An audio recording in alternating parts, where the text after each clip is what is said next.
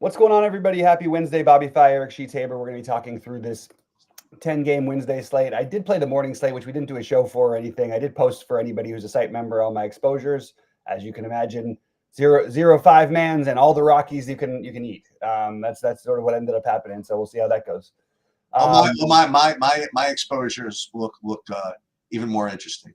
How could it be more interesting? Miami? Oh no, mine is just leave an average of like 5,000 on the table. Oh yeah. I have like 5,000 plus on the table and a number. Yeah, that's what mine looked like. Absolutely.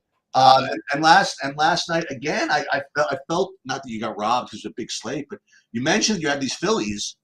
I had the Phillies, Cardinals, and what's it called, and Royals, and I don't know how. I looked back at it, and I guess it was a lot of wrong combinations, but like, man, I really thought like if you told me the slate played out exactly the way that it did, other than Rodon having a great game, and I still had 25% of them. It wasn't like I had none of them. Yeah, he was 30% on them, whatever. Like, it's just irritating when you feel like you're getting a lot of it right and it doesn't work out. Yeah. But okay, so we'll do the main slate, and then we'll come back and do golf. Yeah, sounds good. I'll go game by game here, and forget these exposures, guys, that you're going to see on my screen. That was just running things raw without anything changed, which is still what I may even do. But by the way, I want to point out something. I did a late swap last night. I just thought it was like weird. I had literally like one lineup where I had the nut Phillies. It was like a five. My 5-man stack was late, but my 3-man stack was early. But they left like 4,000 on the table, and they still stacked the A's for me. Which is fine. Whoever you stack, I don't care.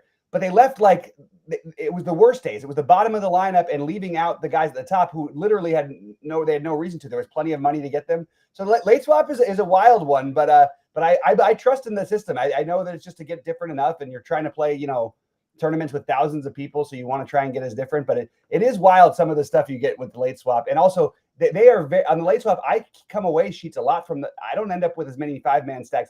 Saberson does not always link it up on the late swaps, depending on how it goes early. So it's just kind of interesting. I do think it's still incredibly valuable to late swap, which is why I bring this stuff up. But I just think I think it's wild when you see some of the actual things you get. All right, we can start off with Cleveland at your Yankees. We've got Schmidt and Ortiz, and Sheets. So start us off here. Anything of interest here? I got like maybe a little Schmidt. I think I might be getting to today. That's about it.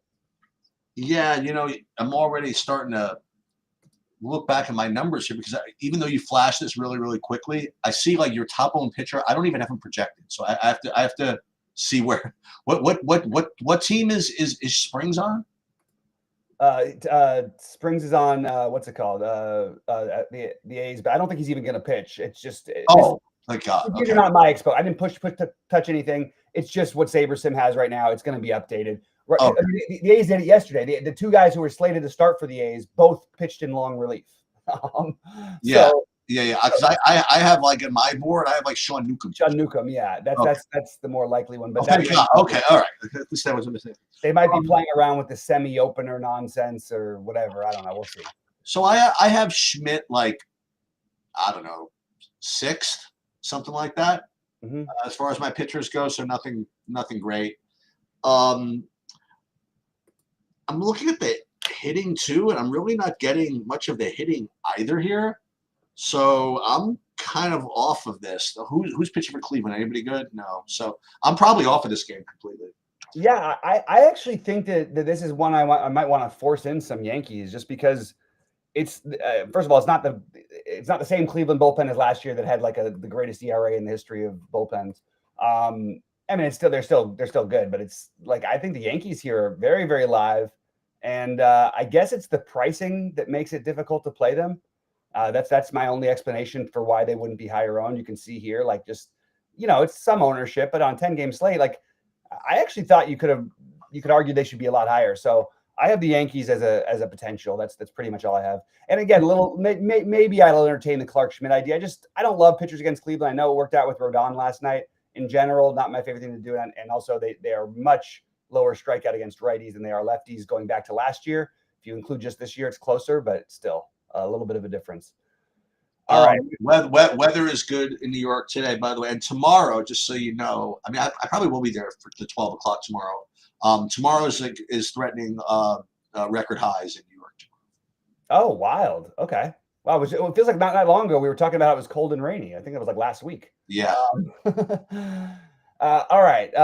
Philadelphia at Toronto, Barrios and Abel, who I know very little about, by the way. All I know is he pitched very, very well in his first start and was basically unhittable. I know he's a prospect. I just don't know much about him. I'm a little bit slower on the prospects in baseball than I am in basketball.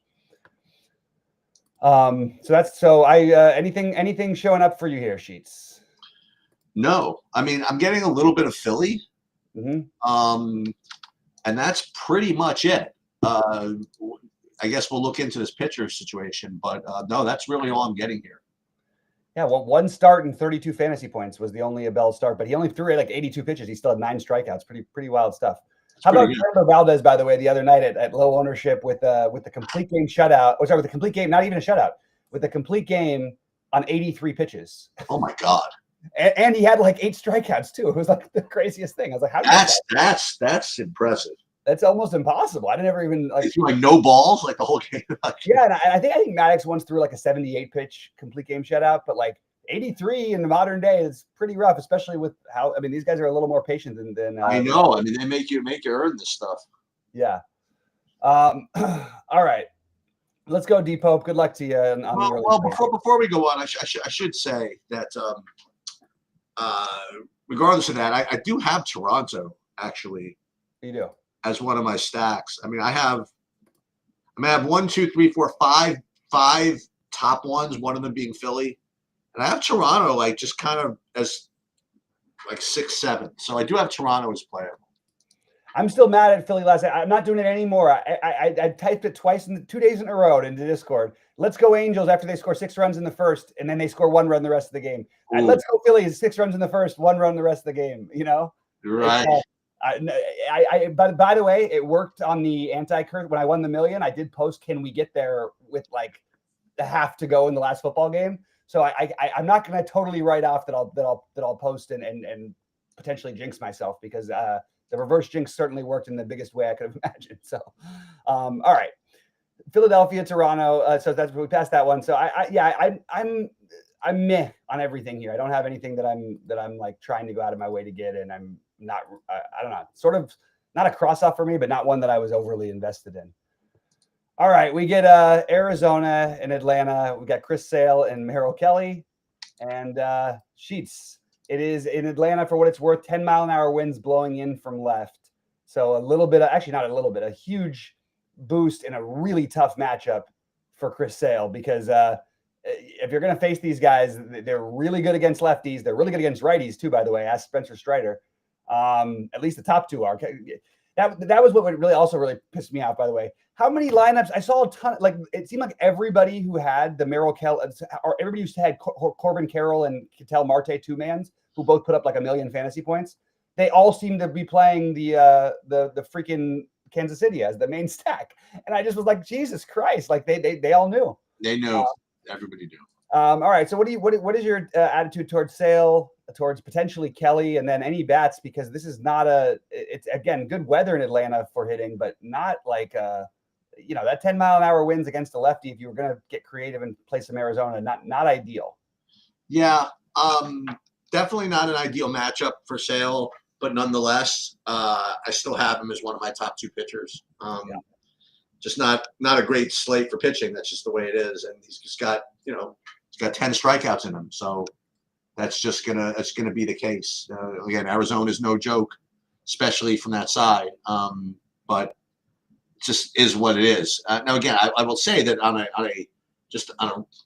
not relative basis, on an individualized basis, Sale's not the greatest play in the world, but it's just compared to everybody else, he's probably one of the top. He's definitely one of the top options. I have him rated like 1A with a kind of a weird one with him. So I do like Sale, and I sort of feel like just for the vibes, like Do you really, even though the wind's blowing in, do you really want Atlanta to score 10 on telling you not have them? Yeah, I have Atlanta down with it like a possibility, but Yeah, I figured. I don't think I'm going to have much, but I'm going to have some. And I can focus on the lefties and then throw Acuna in who can hit it anywhere. So, yeah, I think at low ownership, Atlanta is definitely a little bit interesting. I was really hoping for some good hitting weather because I knew that Atlanta would stay low owned because Kelly's gotten better and he gets a little respect, but I always try to attack that guy. It's gotten to a personal bias a little bit at this point. Yeah, whatever it is. Yeah. Texas, Tampa Bay, a little bit of weather concern. And as I mentioned, there was yesterday, my one worry almost really came true. I was worried that I thought the upside, especially for Rasmussen, I said, but for both pitchers was a little too high for me to want to fade it entirely. I did fade it entirely, and Rasmussen was spectacular. But he only pitched 6 innings, so it didn't hurt as bad as it could have hurt because he was looking like he was going to put up like 40 for a minute. Anyway, as of today, I do think this game looks a little bit better than yesterday's looked from what I can tell early in the day. Again, we'll know more later. But for me, I'm open to the Baz. And if it's a go, it's pretty decent hitting weather. I might take some shots with Tampa Bay. So very, very wishy-washy, but that's what I've got for this one. Yeah, I have Baz and, kind of this pretty long second tier alongside with Schmidt. Again, not my favorite, but yeah, I mean it's a weak pitching slate, and I'm not getting to any of the hitting here, so that's pretty much all I have. Fair enough. All right, we'll move on to Detroit at the White Sox. White Sox are a little bit better, I feel like, than they were. Maybe it's just the Rockies make everybody look good because the Rockies are like the worst team ever, and I see the White Sox are they've won I think twice as many games as the Rockies, but they've been a little bit more competitive. And by the way, what's it called was really good yesterday. Shane Smith. I did end up with like 10% of them or something like that, and he was like 3% owned. He ended up having a great game. Sawyer Gibson Long and Jared Schuster. Well, it's going to be kind of a bullpen game, is sort of what it looks like. Although Schuster's like an opener, but there's not really like a long guy. I don't know. It feels like a bullpen game versus Sawyer Gibson Long, who is super cheap and facing the White Sox, which I guess means he's in play. So what do you think about this one? Yep, I think he is in play. I have him again as one of my not my best ones, but one of my pitching pool. Let's put it that way. We gonna give this guy? Does this guy have a nickname? Do they call him SGL or anything like that, or we still have to struggle with this? I think SGL is going to be confusing right as we come upon the finals, but but I'm down with it. I'm okay with the SGL. I'm actually going to write that down on my notes because I do have him as a legitimate option today. Yeah, me too. I'm not sure how many. I'm not sure. Not sure we should be playing on 10-game slates. Pitchers expected to throw 69 pitches. Doesn't seem right. Hasn't pitched since last year. He pitched in the minors, I guess, but like, yeah. I don't know what I want to do with him. I'm probably actually going to just put a question mark and figure out what I want to do later with him because I don't love like what I'm seeing on the 69 pitches. Yeah, he's cheap enough. Yeah, we'll see. And I am not going to play the Tigers specifically today. I'm looking at like Ibanez, potentially Baez, although he's been playing against righties more. Potentially Jake Rogers, all with pinch hit risks. And in a bullpen game where you're opening with a lefty, it's a little concerning because a righty's coming in after at some point.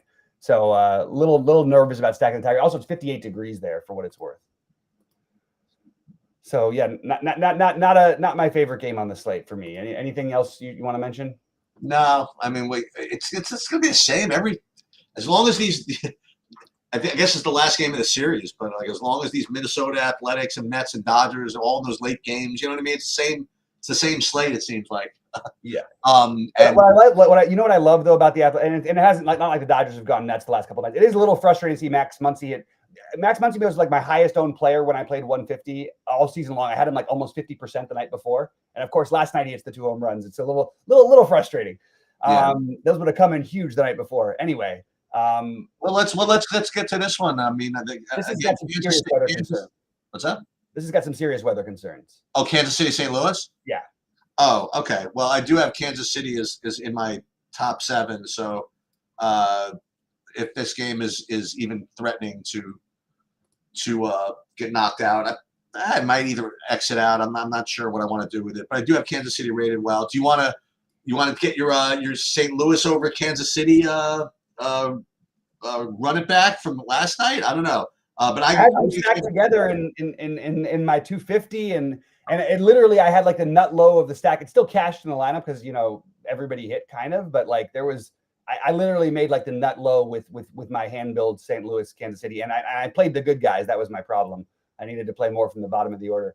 Yeah, I don't really have like a ton that I love from this game. This almost might be a cross off. I don't think Mikolas is so bad that I need to try and pick on him. And I mean, Kansas City is super cheap. That's one thing. St. Louis against the lefty is something that I've always been, into a little bit, but Cameron has been pretty good so far, and hasn't really given me any reason to try to go out of my way to pick on him. So I feel like this is maybe just a cross off and just move on. And if the weather stays the way that it looks right now, I might just literally cross it off and move on. Cross off everybody. All right, this is interesting. Not sure exactly what's going on here, but we have Baltimore, Seattle. I'm not sure why my first builds gave me so much of the Povich. What do you like here, Sheets, if anything? Well, that's what I was going to say. I actually have him as my top guy, just on projection. I don't know. I didn't really run anything yet. Just on point per dollar. I mean, I'm getting a decent, so cheap, yeah, decent enough projection on him. And listen, I'm saying the same thing twice, but it's a good park, good team to target against. And as we've unfortunately discovered, I mean, the pitching kind of stinks this late in general. So I do like him, and nothing else though. Like no hitting, no Seattle, no anything like that. Yeah, I think you could throw the same argument in for Hancock on the other side as Povich. I don't think it's a whole lot different between the two of them. I don't love playing either of these guys, but there's other pitchers. They're not like, neither of them are super high. I get the 5,700 for Povich, makes him somewhat appealing. I don't know that I'm necessarily going to need it. I like as a contrarian stack Seattle a lot. That's my favorite part. If Povich is going to be somewhat popular, Seattle against lefties, especially Cal Raleigh, Julio Rodriguez, Rosarena, you've got a nice middle of the order against lefties. And then you fill it in with the rest. I think Seattle is like very, very live to be one of the better teams. And what's cool is you can sort of do your late swap thing and figure it out later on in the day, because you've got the most of the best hitting games, I think, are the late games, at least, as you sort of alluded to earlier. San Diego in San Francisco, we've got Pivetta and Harrison. I don't know. I mean, Pivetta seems like kind of a logical play. 20% owned, sounds what he should be. San Francisco can, it's not the greatest team to attack, but they're not going to blow you up either, So I guess Pivetta's fine, fair enough. You probably want, I mean, I'm looking through this.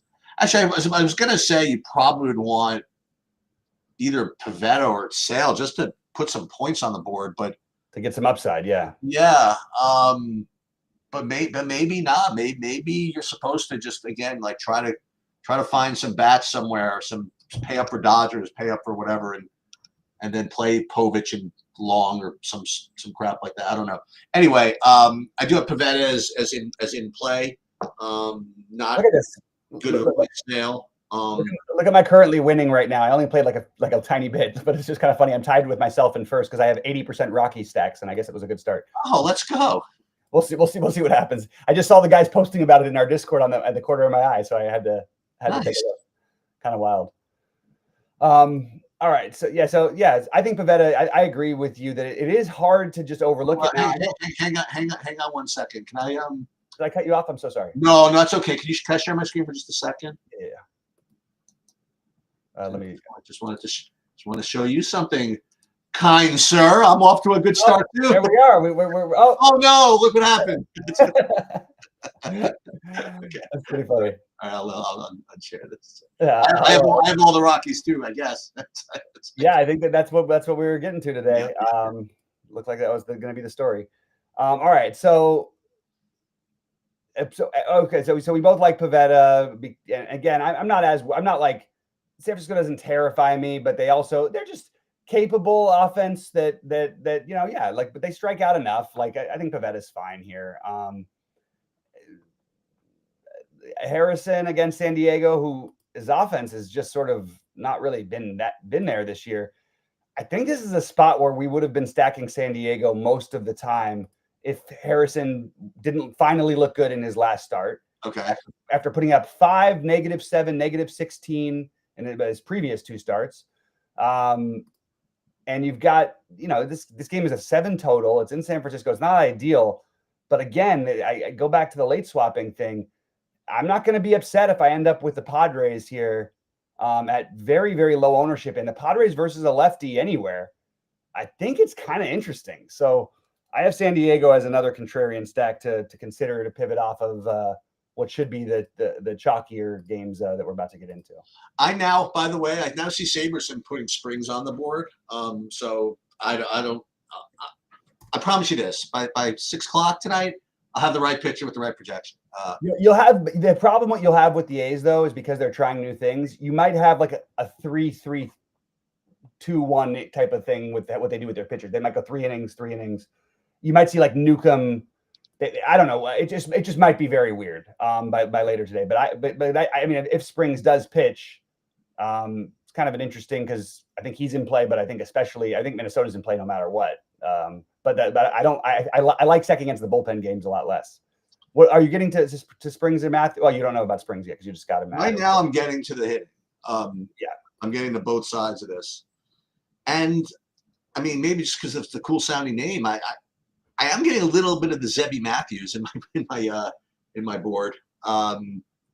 Just again, weak pitching slate in general, and I imagine that both these teams are going to get ownership. So whenever you get any pitching against them, you get a little bit of leverage, I suppose.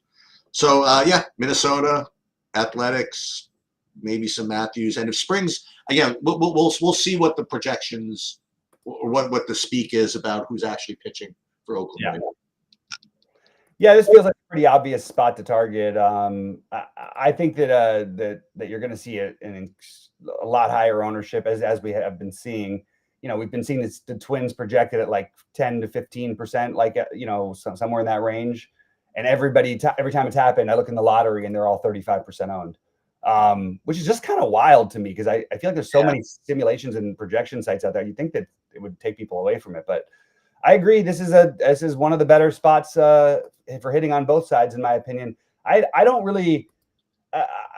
I get that Matthews has like some talent and whatever. I'll see whatever. He's pitched twice this year. He threw 81 pitches. I don't think I need to play him for sure, but I do think that the A's total is lower than I thought it would be. So I'm interested in both lineups as well. This is one of the best spots to attack. It's just going to be a matter of fading the ownership. Unfortunately for our guy, one of our subscribers, Leonidas, he tried to get different, which I totally support, and I think it was great. He built a nice stack and he was crushing with every other play, but he played Bader, and Bader was more expensive even. He played Bader over Castro because he knew Castro would be way higher owned. And of course, Castro hit the 2 home runs, so a little bit unlucky for him. Yeah, Castro was the guy I alluded to the other day that had swipes at in the lottery.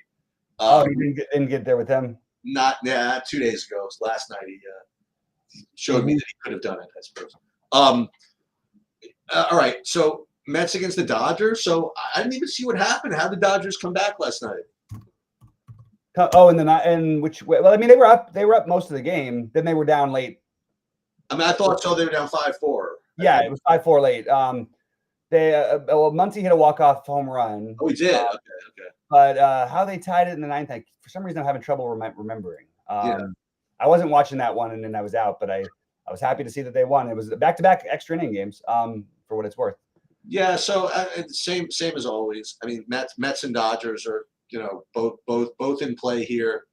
I mean, how many of these Mets pitchers are going to hold the Dodgers down? I mean, Griffin Canning stinks. I mean, I don't know about this. I think I like the Dodgers more than the Twins tonight. I don't know why, but I think it's time. I think it's time for the Dodgers to do something. You know what I mean? Well, And I mean, it's funny to say that. It's funny to say that when they put up 6 runs. You know what I mean? Like well, finally, they scored 4 in the first last night too. So they crushed the starting pitcher. It was just and the Paul Blackburn miracle is a once in a rarity type of thing. Yeah. I think. Yeah, they all go to the Chad Cool school of outliers, I guess. Yeah. But I like the Mets. I like the Dodgers. They're 2 of my top stacks, and none of the pitching for me. Yeah, we'll see if this ownership holds up. I would be shocked if the Dodgers are really lower owned. I don't know. We'll see what happens. Ohtani's always going to be owned, but like last night, Ohtani was like 20%, and no other Dodger was like more than 4%. It was really weird. I think the Dodgers against Canning just feel like a great thing. Again, they just faced him too. And what did they do in that game? And I remember pointing that one out. They scored. They knocked him out in 2 2/3. And what did they score in that game? I don't have their. They must have scored like they scored. I think they whatever. He walked 4 guys in 2 2/3. This is a terrible matchup for him. Unfortunately, it's gotten back to being cool in LA. So it's the June gloom has hit us. So we don't have the incredible hitting weather we normally do. And I like the Mets also. So as you mentioned, I think that you're not getting especially different. Maybe if you're playing the lottery, like so look, Dodgers. This doesn't take a genius. Dodgers, Mets, Twins, A's, and then I think Seattle is my sneaky one, and I think San Diego and New York are the little bit more expensive sneaky ones. Well, I'm running a build right now, and again, I'll share with you what I get. So first, when you just rate it again by Saber score, I would be getting actually the Mets by like a ton, like Mets and then Dodgers, 80% Mets, 46% Dodgers, etc. Now again, let's see what happens when I run these sims. I imagine. What am I going to imagine? See, the thing is, there's nobody to really leverage against because even Sale, it doesn't look that great. So let's just see. Yeah, that's right. It was the Muncy home run to tie it, and the Freddie. Oh, that happened. Yeah, I forgot. So even simming, boy, Mets and Dodgers again.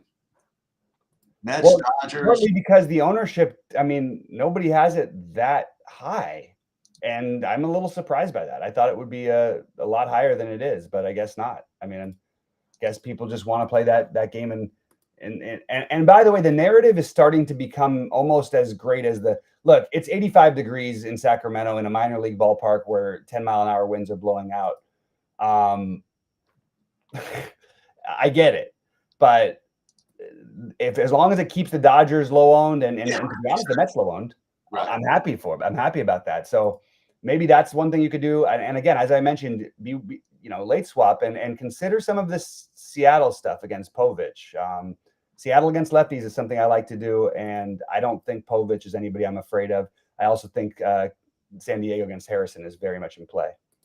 The other thing I'd mention is on FanDuel. I have Sale as kind of the top pitcher. It's a little bit that was easier, but Sale, and then I have Baz, and then also the Pavlovich again. And then even more so on FanDuel, the stacks just seem like just right at the top there, like the Mets, Dodgers, and Twins again. So with that, I guess what that's going to mean, and maybe you get your Phillies rolling again or something like that, and you get something from the early slate to put a number up, or maybe I think it's kind of logical to play Arizona, right? For all the reasons you said. For all the reasons what you said that Sale might be in kind of a matchup trouble here. If Sale does end up being the highest owned just because of lack of other options, I mean, all Arizona do is tattooed freaking Strider pretty much. I mean, when you only have 5 runs, it's felt like a lot more. Yeah, and the only thing I'd say is just it's really hard with. I mean, like I don't want to. Sale's hard enough. Give me 10-mile-an-hour winds. All my righties have to hit into against it. It just doesn't feel like ideal for that reason. But I was all on board. I was hoping for it because I thought that game would make for a fun little contrarian game stack. And I just don't love that wind blowing against me. Even if it just stops one ball, you know what I mean? And that's what it is. See, this is what Anthony's asking a question that I know game log watchers are asking. What's Abel's ownership? He's not going to be owned much, but that's the pitcher for Philly. The thing I would just point out that he did put up 30 fantasy points, but he also threw in his nut high matchup, he threw 80 pitches. We've got him at 85. I think that's probably the max he can throw, or that they're going to let him throw. Now, maybe if he's cruising again like that, maybe not. But I have Abel as a giant question mark for me, so I'm considering what to do with that play. I'm going to mostly let SaberSim dictate a lot of my pitching for my high buy-ins. I think I am going to be a sad version of chalk and play some Sale and Pavetta. You could just look over here. There's really nobody else who stands out, and obviously we play DFS. You want the strikeouts. Springs, if he pitches even, which we don't know about yet.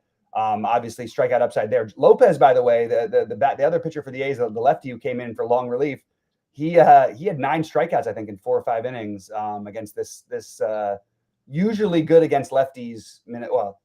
Formerly good against lefties, I should say. Good Minnesota stack.